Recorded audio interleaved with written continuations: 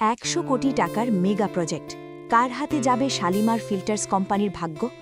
রাতুল কি পারবে তার হারানো সম্মান ফিরে পেতে, নাকি ষড়যন্ত্রের জালে আটকা পড়বে তার স্বপ্ন? আসসালামু আলাইকুম বন্ধুরা। গরিব ঘরের রাজপুত্র নাটকের ১৩তম পর্ব দেখার পর থেকে আপনারা সবাই অধীর আগ্রহে অপেক্ষা করছেন ১৪তম পর্বের জন্য। আজকের ভিডিওতে আমরা শুধু রিলিজ ডেটই জানাবো না, বরং আগামী পর্বে কি কি বড় টুইস্ট আসতে পারে তা নিয়ে আলোচনা করব। তাই ১ সেকেন্ডও মিস না করে ভিডিওটি শেষ পর্যন্ত দেখুন। বন্ধুরা, আমরা ১৩তম পর্বে দেখেছি কিভাবে রাতুলকে অপমান করে শালিমার ফিল্টার্স কোম্পানি থেকে বের করে দেওয়া হয়েছে। রাতুলের সেই অসহায় মুখ আর নায়িকার চোখের জল দর্শকদের হৃদয় ছুঁয়ে গেছে।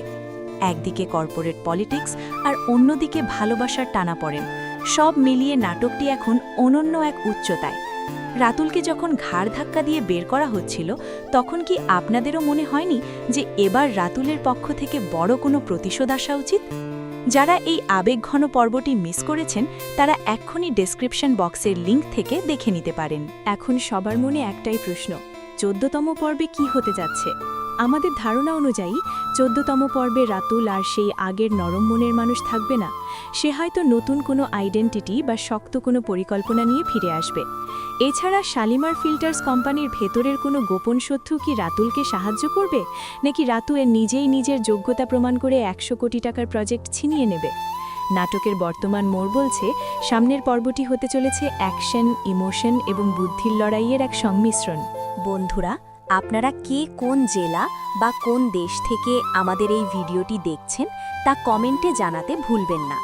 আর আপনাদের কি মনে হয়, রাতুল কি পারবে সব ষড়যন্ত্রের দাঁত ভাঙা জবাব দিতে?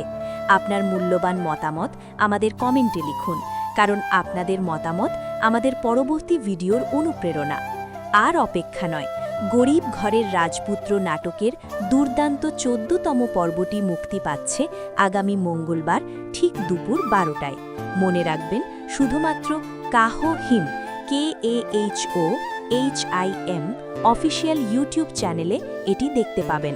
সবার আগে আপডেট পেতে চ্যানেলটি সাবস্ক্রাইব করে বেল আইকনটি অল করে রাখুন।